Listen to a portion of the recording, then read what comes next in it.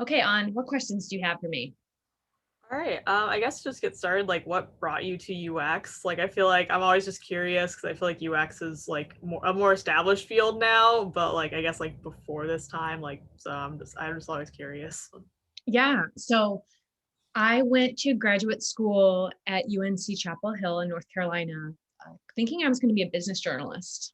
So I applied to school in 2006. I entered there in 2007. I thought, I don't know, maybe I'll use my economics background and I'll do writing. And I went and had an internship at Bloomberg, which was very lovely. And just realized, though, that I didn't really want to do business journalism. And I came back from my second year of grad school and just started taking all the visual classes and ended up in a class called Usability and Multimedia Design that was taught by Laura Rule. And that's where I learned how to do usability testing. It's where I did my first usability tests. And my first usability participant was my now husband. And I can remember being totally stunned by him because he went straight for the search box in our test. And that is something I would never do. That's like my last, if I'm in your search box, like I am desperate. I'm very sad.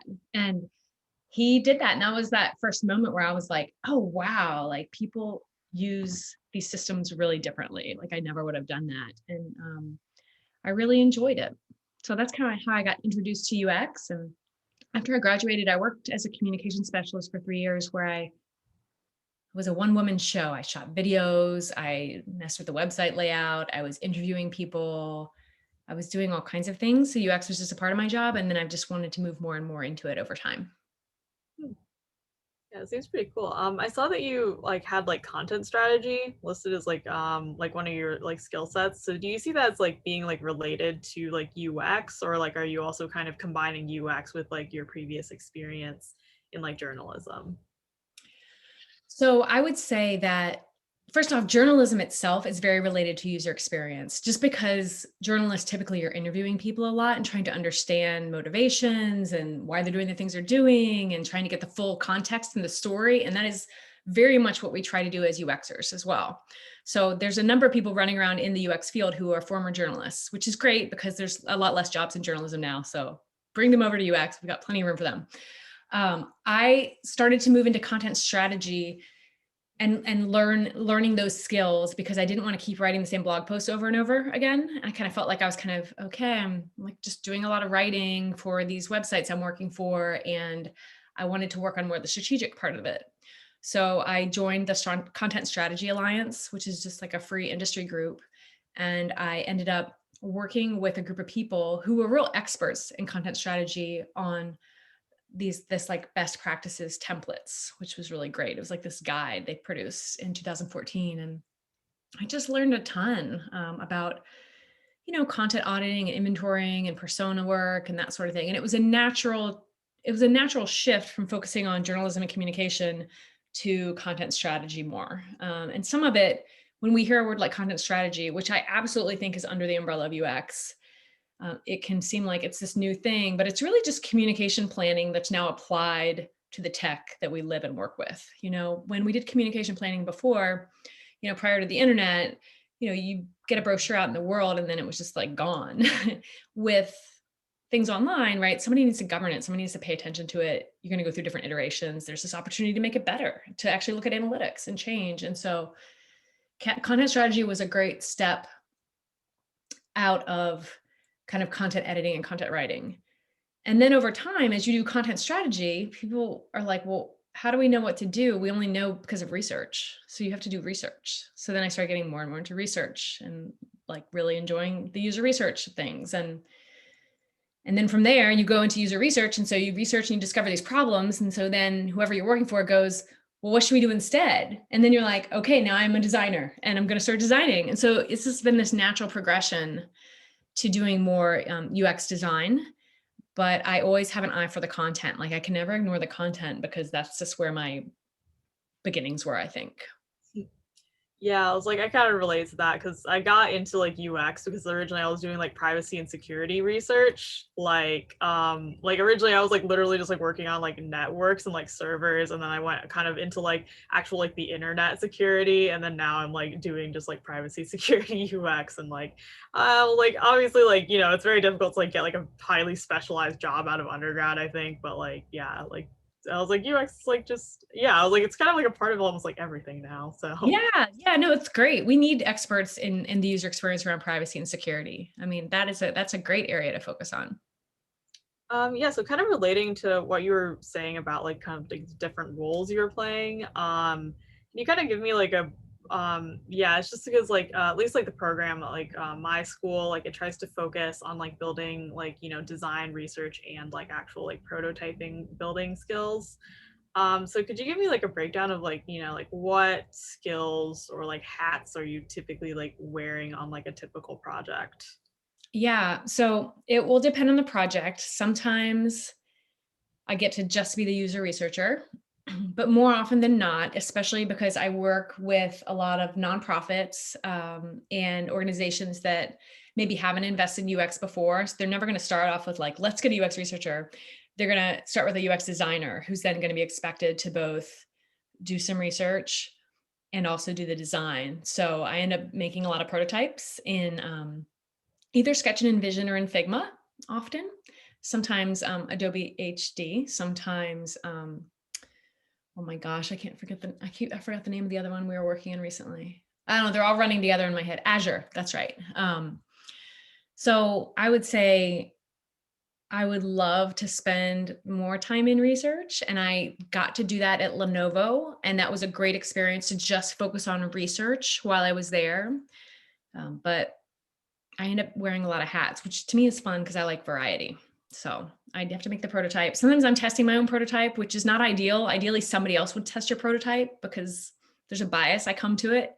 But that's why I have other people on the team, right, who can make sure I'm not being like, oh, it works when it didn't work or anything like that. And I think the hallmark of a real true UX designer is that you're expecting feedback and you're expecting that you got things wrong from the get-go.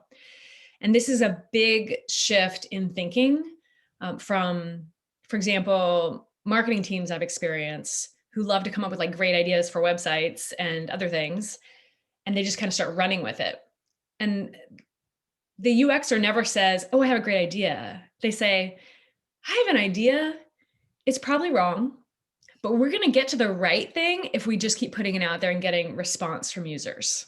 And that's like a pretty radical change in thinking. And I think that's something that makes me a good UX designer, right? And that makes a good UX designer in general.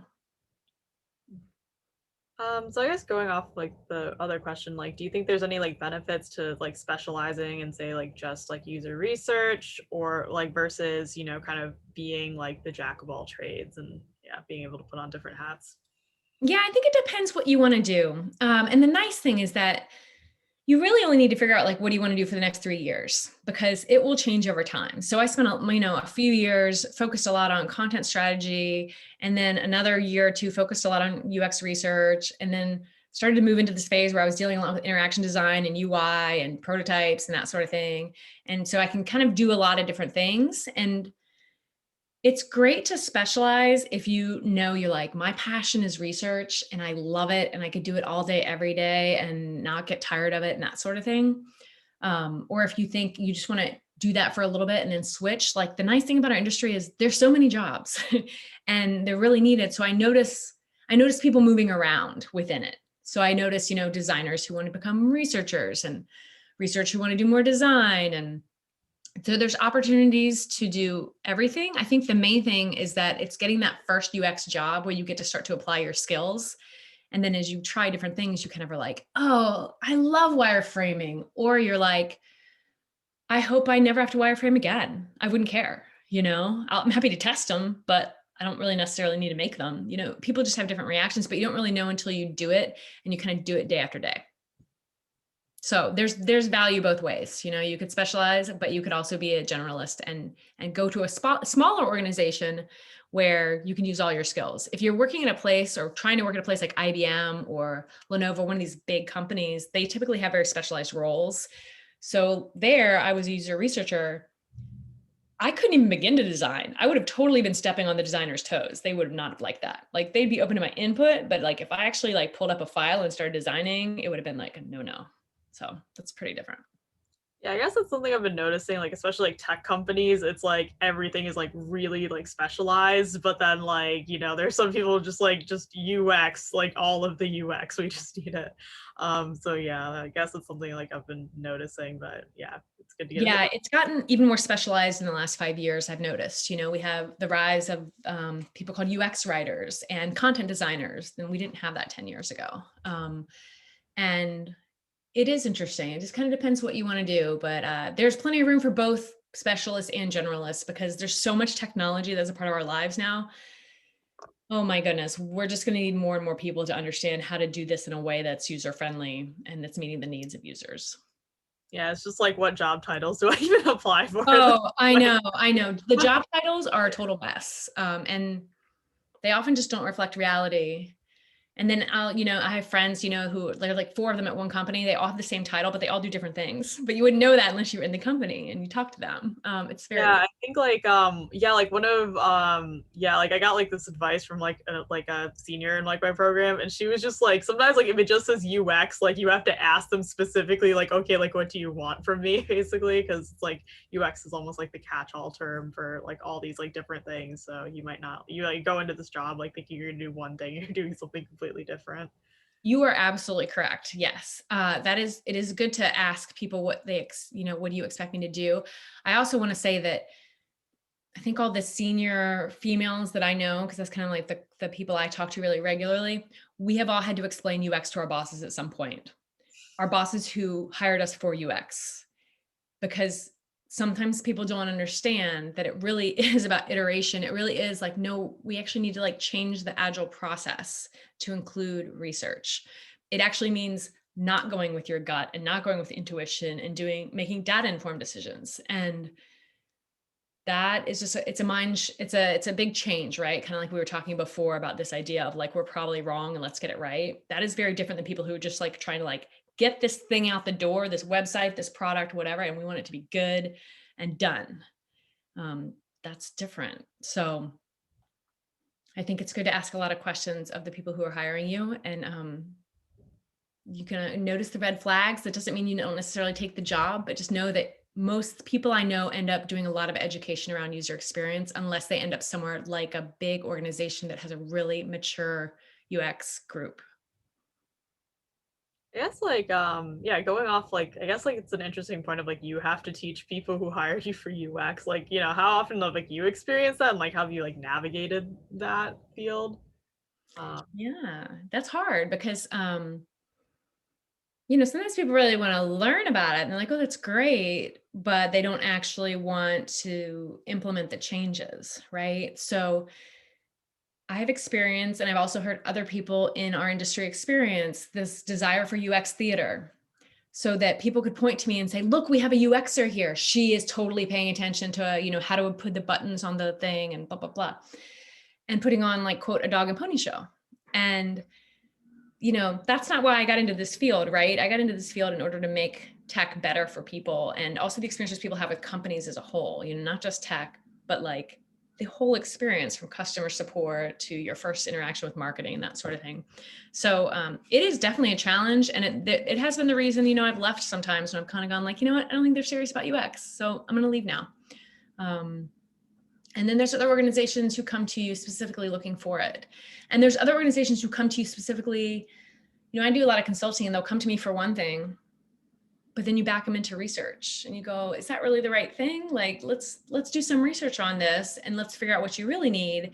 And that to me is like true partnership. And that's how you are a real professional, is not just like executing what somebody tells you to do. When you're entry level, you typically have to do that while you're learning. But then at some point you start pushing back and you start saying like, that isn't actually the best thing based on what I know, my experience and my training. I really think we should do X instead. And over time, people start to appreciate that like, you're not just like the monkey who's going to do the thing. You are the partner who's going to help them come up with better ideas and better outcomes. yeah, that sounds nice.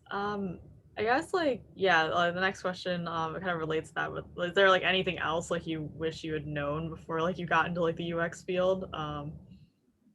Yeah. So there's one thing I talk to my students about a lot because I teach user experience design at UNC and other places. When I was in grad school, And even like before I went into UX, kind of for my sole, job, that sort of thing, I totally thought that like the problems I would bump into were going to be so complex. Like I was just like, I hope that I can bring enough brain power to really solve this UX problem. And then you get out in the world and you realize that like 80% of the problems are like UX 101 problems. They're really basic problems that we've known the solution to since like the 1990s. And things like, we're violating the rule of visibility of system status. Like that's a pretty basic rule. We've known that for a long time, that people expect to understand what's going on with the system. So I think that was one of the things that really surprised me, is that while there are these moments where you get to work on these really tricky problems that are really interesting, there's actually a lot of just kind of trying to clean up stuff that hasn't been designed well from the get-go. So Yeah. kind of like, I tell people, if you read Don't Make Me Think, and you know just a little bit about UX, you know more than most of the people probably in your company, unless you're at like a place that's got a high design maturity. Yeah, and I guess yeah, you can definitely like bring in your perspectives from like teaching, but like what should kind of like a student like who's like it's like probably like their first UX job, what should they kind of have on like their portfolio, or like what kind of experiences should they be looking for Yeah. involved? That's a great question, because there are so many people who are kind of getting into this field. So we tend to have like a glut right now of people who are younger, who want to get into it. And the good thing is that the field is growing. So everybody eventually will find jobs, but there's a lot of competition for the entry level job. And the thing that makes people stand out is having real world experience. So that doesn't mean that somebody hired you to do a job. It could be you volunteered in an organization and you ran usability tests on their website, and then you reported to them and you helped, whatever designer or developer they were using, help them make changes. It could be you went to a startup weekend, which hopefully when COVID is over, will start up again. And there are some virtual ones going on, I think, where for 2 days you're a part of a team, and it's typically developers and then like people with a business idea. And you get to come in as a designer and be like, hey, let's validate this idea. Let's think about this from a UX perspective. And you get to bring your knowledge from reading a book like Don't Make Me Think. And at the end of that weekend, you have something you can talk about and you have something you can show. Because ultimately that's what you're trying to do, is you're trying to get projects that have real world constraints, because it's so different than in projects in class where you have sufficient time and everything happens in the correct order, and you don't have a lot of constraints except what the teacher tells you you have. And in real life, UX is messy. You learn something late in the process that you're like, gosh, I wish we'd known that 6 weeks ago. Or somehow someone's spouse has gotten involved and is giving their opinions on things, and all of a sudden like changes are being made. So you just get in these weird situations where you're like, man, what the heck? This isn't this isn't the process. This isn't the design process I learned. But that's what happens when you bump into the politics of organizations and just competing needs. So I think the more real world experience people can have, I'm always telling students, go volunteer. Go fix your friend's website. Go fix your friend who has a startup. Go help them. They need help. And then you can talk about something that's useful and you made a difference, to their customers and that sort of thing. I mean, you can help your parents if your parents have some kind of, business or that sort of thing. Those are going to be way more meaningful projects to talk about with UX hiring managers than a student project where you like redesign something. Which is good from like a technical skills point of view, but doesn't deal with real world constraints. Yeah, I mean, I've definitely been doing that. I'm just like, hey, if anyone needs like UX stuff, I got you.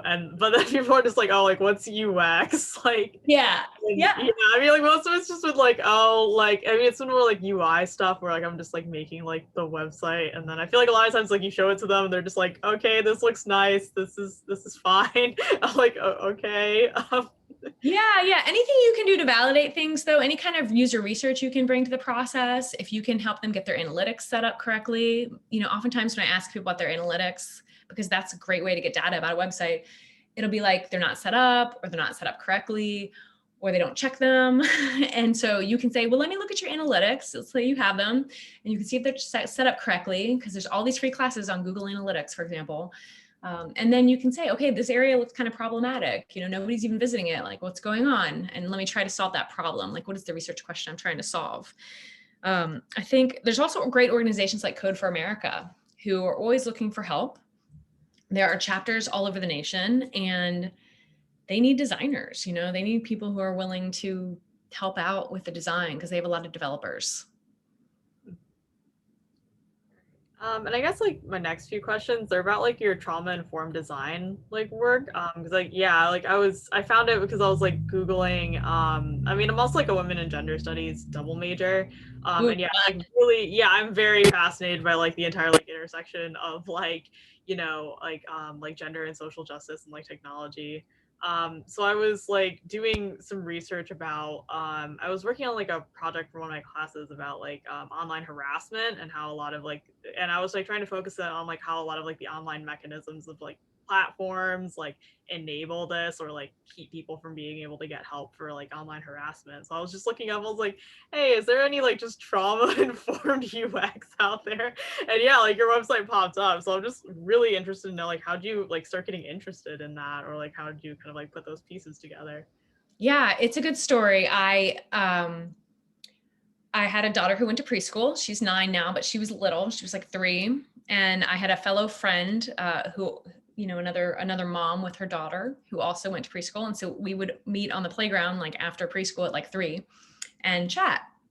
And she was an educator, and she would educate nurses and doctors and other kinds of clinical people on how to be more trauma informed and how they handled their clientele.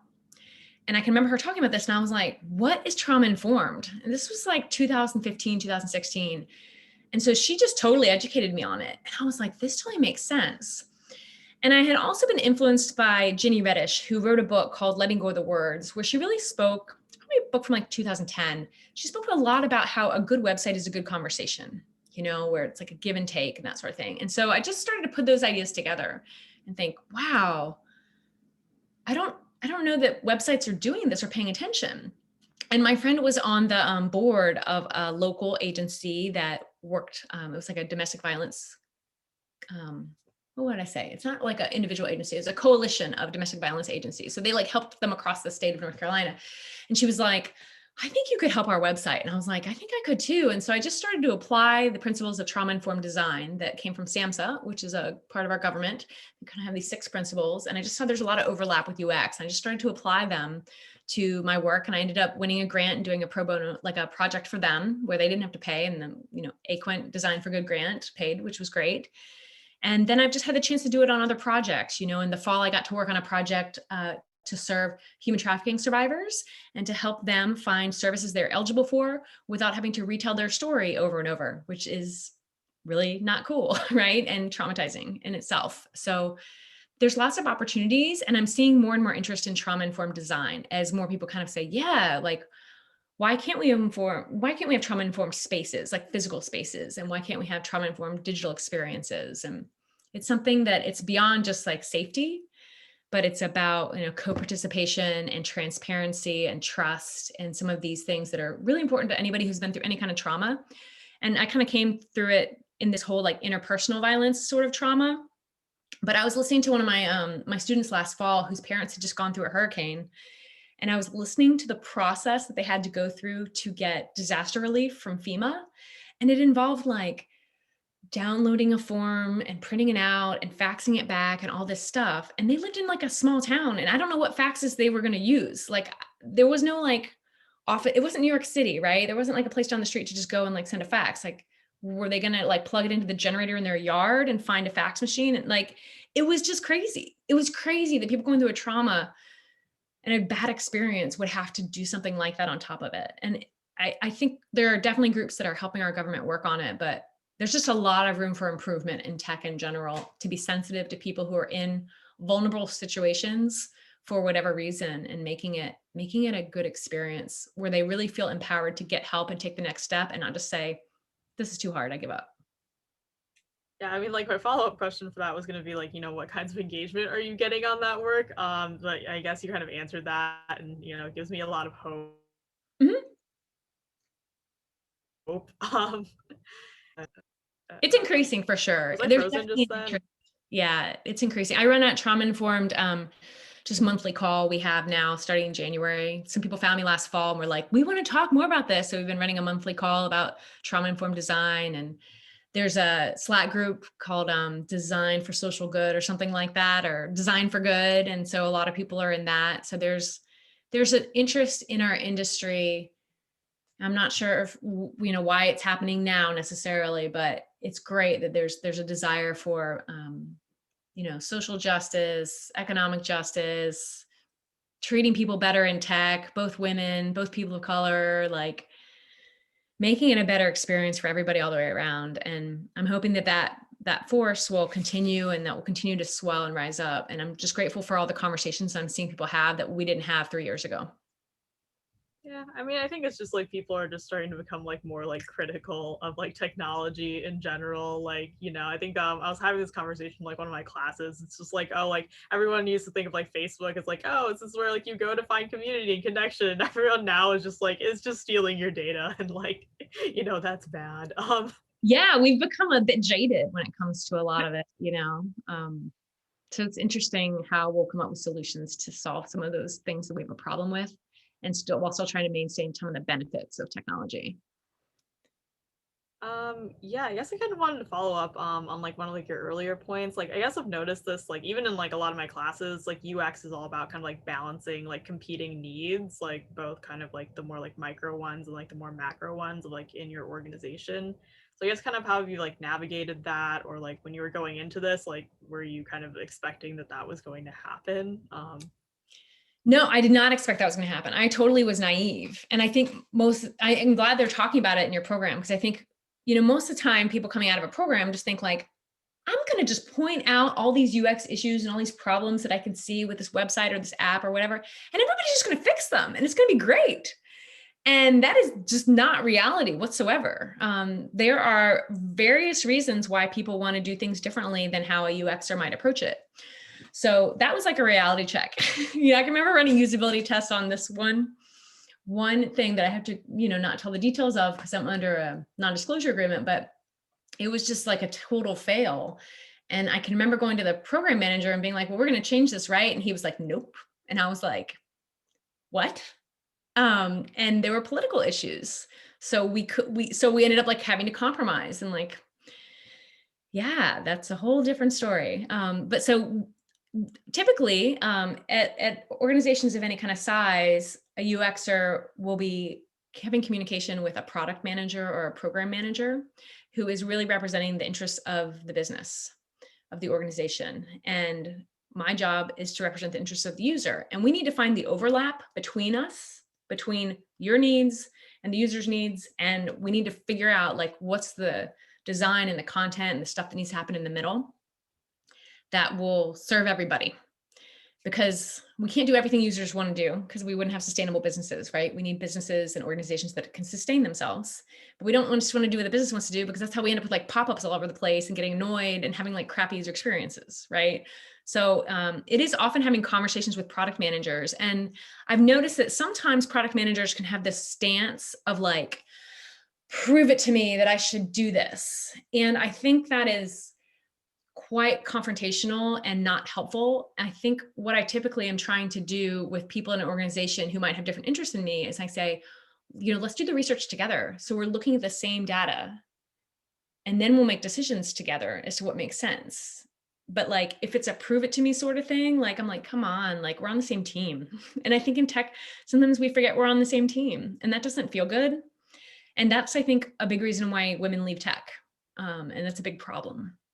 So I think our movement towards more inclusion and having a more diverse group in tech will help with that as well. Because let's like look at the data, make informed decisions together, and we can be reasonable and compromise, right? The UXers who are not who get really pissed off about all of it are just kind of living in like a dream world, because it's a world of compromises, and you get in an organization and you just try to move the UX forward and it doesn't go as fast as you'd like it to go. And that's annoying. And there's things that you're like, but we have such potential. But at some point you've got to say, well, I'm not gonna be able to achieve that. with this organization, but what can I do? What small difference can I make for the user? Can I keep pushing people the right way? Can I evangelize UX? Can I show people the value of early stage research, and get the executives on board? And then if you can get somebody at a high level, like a VP or somebody in the C-suite, to understand the value of UX, then you'll start to see bigger shifts in an organization's focus on design in general. And that indicates more maturity. So it's definitely a challenge. I would actually say that's the hardest part of UX, is the internal politics and the competing needs versus like using Figma or like even coming up with a decent design, like that's not hard. Usability testing is not hard at all. I've had 8-year-olds do usability testing. They can totally do it. Anybody can do it. But what is tricky is navigating these waters within organizations and getting a real clear understanding of what kind of appetite do these stakeholders have for UX, because they might say that they have a big appetite for it, but they don't really. So it's trying to figure out, which can be tricky, trying to figure out like, what are they really willing to do? And how can I push them on that? How can I push them forward? And that is a challenge, because I can't just ask them that directly, because people don't tend to answer the questions if you ask them directly. You have to get at it another way, right? So I get to apply my UX skills to try to understand stakeholders too. So that was a long answer. Sorry, On. Like, yeah, it was like very like informative, because like I guess like the things like I'm always worried about is like, oh god, I'm like a terrible designer. And I was like, but like, yeah, I guess it's good to know it's just like, oh, the majority of it is just gonna be like trying to just like, advocate for your own ideas and stuff. And women in gender studies major, that's like half of my major right there. Just Yeah, advocating for your ideas, advocating for like, let's listen to the users and see what they think, let's not get into a debate about opinions here. Let's put it in front of some people. Like, that's the solution, is to not. I can remember one time I was giving a talk and somebody was like, well, what do you think about tabs? What do you think about like tabs in a design? And I was like, who cares what I think? It just depends what the organization's trying to do and what their users think. Like, that's what matters, not what I think. And we just forget this. I've been in conversations where, I'll get in conversation with the technical people, like the developers, and I'll be like, hey, what's going on with this thing? And they'll start telling me like what they personally like. And I'm like, I don't care what you personally like. Like, what is the least expensive thing? And what are we going to test? Like, I don't need to hear like what your perspective is on toggle buttons, and that is, we're so used to giving our opinions and sharing them with the world and that sort of thing. But as a UXer, you're really just trying to figure out what's going on with this target audience, whoever the target audience is, and make sure they're having a good experience. So it really matters what they think. And I can't mind read. I have to actually spend time with them. I mean, otherwise we're just like flat out guessing. And why guess when you can test? You can test without a lot of people. It doesn't have to be super expensive. And it doesn't have to be like the kind of study that's going to end up in a journal. It can be design research, and it can be quick. yeah.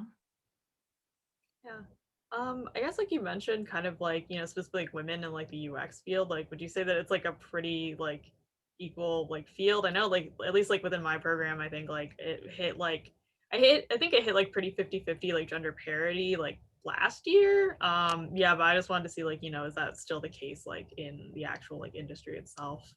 Yeah. So my experience is that there are a lot of women in UX. The challenge is that a lot of organizations only have 1 or 2 UX people and then a whole bunch of developers. So you'll typically have like one designer, UX designer, and to like maybe 8 developers, 20 developers. Like, the ratio is it's not 1-to-1 by any means, because I can create more work for a developer in a day that would take them 3 months to do. It's very easy to create a lot of screens that take a long time to build, or a system. So I think that's a challenge, is that, you're a female and you're in tech and you're in the room with all males. And sometimes they're awesome and they're super respectful and you kind of feel like we're all in this together. And other times you're like, man, I think any of these guys would throw me under the bus in 2 seconds. I've been in meetings where people passed off my ideas as their own. I've had other friends of mine tell me stories about people's like taking their mock-ups and passing them off as their own. And like, so there's these issues that are certainly not all males by any means. And I can certainly say that, people of all genders do things that are not cool at work. There's no doubt about that. But it is definitely a challenge when you end up in a room where like you're the only female, or it's just you and maybe one other person. In the same way that I think it's hard for a Black person who's working in tech, and I think the tech industry is getting better, but I don't know. There's a lot of systemic change that has to occur. And it's not just like, well, you bring in, 3 Black people and then all of a sudden like we're diverse and they're happy and it's all good, because they're still dealing with like all the white privilege and all the BS that hasn't changed. And it's interesting how, we put the burden of making things change on the people, right? The people themselves, the women, when really it's like, isn't it the issue with the guys more? And like, isn't the issue with white people more than Black people? Like, we need to work on ourselves. So yeah, I think we have a ways to go. I'm hopeful though, that we have more and more discussions happening and eyes opening and change happening, which is great. Yeah, I mean, like, I was computer science, like, before this. That's where, like, the privacy and, like, security, like, research came in. Like, especially security, like, that is, like, the subsection that I think, like, has the least amount of women in there. And, yeah, that's why, like, I was kind of asking, because, like, it's, like, a lot of people, like, research this issue. Like, it's not an issue, like, getting, like, women or, like, like, or, like, racial minorities, like, interested in tech. Like, they're interested. It's just, like, the retention is the hard part, because, like, they just have to deal with like all this crap like in like their programs or like in their jobs, and then they just end up leaving for kind of just like greener pastures. Yeah, I mean, I think we need more of those people starting companies, like go work somewhere for 3 years, then go start your own company. So then you can hire people and you can start a different kind of environment. I had the experience in the fall of working for Annie Cannons, which is this amazing organization in San Francisco. And it was an all-female team. And it was awesome. It was fantastic. I had a really great experience, and it just felt really different. And I think, as we have more teams that are gender mixed, I think we're all going to be better off. Because I think there's plenty of men who are miserable in tech, who just like power through. And that's a problem, right? Like, we can have joyful workplaces. Like, one of the reasons I named my company Bird Call is I was like, we can have, these projects can be joyful. They can be fun. We're working in tech. It's exciting. It's interesting. We get to see how people interact with things. Like, we get to make their lives better. And we can lose sight of that in like the BS of the day to day, that we just need to work on our own stuff, right? So we're not bringing our crap to work. All right. I guess like my last question is like, was there anything that you were like expecting me to ask you that like I like didn't ask you? I guess this is like the, like when you're taking like a test or something, it's just, like you studied for like this other thing, but like it didn't show up on the test section of it. No, you asked me. Yeah, the pretty standard questions that I've gotten for the last few years. But it was interesting to hear your question about the balance of competing needs, because I would say that a lot of people aren't aware of that. And that's going to be a big factor until you get out in the world. This idea of like, you have to compromise, and even if like we know from UX research that this is probably the best way to do it, you might not be able to execute that way. So you have to like say, well, what would be the next best thing to do? Right. And that's part of the reality of being in the world with other people, right? It's the same way of like, when you're in a group project at school. Like, you think when you get out into the real world, you're not gonna have group projects. It's all group projects. There's very few things where I'm just like totally on my own doing it. That's like my own website. Other than that, you're always with other people. They have different ideas and needs, and we need to consider them and find things that kind of meet everybody's needs, including the users, of course. All right. I guess that's all the questions I have then. Yeah, but yeah, thank you so much. This has been like a very like insightful conversation. Yeah, like I learned a lot. So yeah, thank you so much for like meeting with me. Yeah, this has been great.